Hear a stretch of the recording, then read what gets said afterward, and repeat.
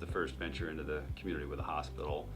And so yeah, we're set to open up in October for our first acute care hospital.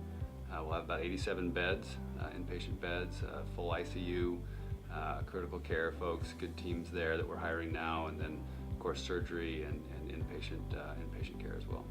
And we are doing a replacement hospital, so we're moving from our 12th campus up to the Garrity campus, and it really is around access. So as we looked at how do we access the community and how people flow back and forth, we wanted to make sure we had better access to the community. So, you know, for us, we've been there, we want to continue to serve the population. You know, the community is growing and there's a lot of need. Bringing more beds, more inpatient beds to the community is really important. As excited as I know we are to open up the facilities that we're going to have, we're probably both, you know, I would say probably equally as excited about keeping people out of the facilities that we're building. For us, it's, you know, keeping people out of the hospital is just part of our overall population health, so it's all around wellness. And there are a number of things. We do our community needs assessment every 3 years. I know the city's working on one as well.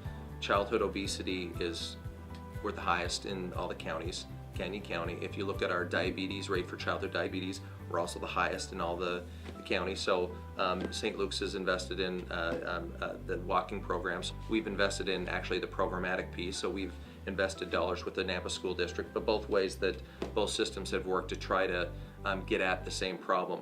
Well, it's interesting. There are lots of different areas where we partner, and most of the community probably isn't even aware of it today. Hospitals communicate daily about transferring patients and bed placements and those kind of things. It's not uncommon for us to go days in a row where all the hospital beds are full, and so we have to communicate back and forth about how to care for those folks in an appropriate way. You know, it's really about improving the health of the community. Although both our systems compete, and we look at that, but the reality is our missions are very similar. We want to improve the health of the community. We want to partner with organizations that have that same vision and that same value. You know, I think we're both partnered with Boys and Girls Club, and there's lots of different organizations like that throughout the valley, and especially in the West, that we're both, you know, working aggressively, you know, to help fund their vision, because we believe that their vision is very similar to ours, and it's supportive of what we're trying to do. And the fun part about this, for me anyway, is that, you know, when we're in an environment where we can really truly partner with lots of different healthcare organizations, the outcomes are going to be better. For us to be successful, we can't do it all. They can't do it all.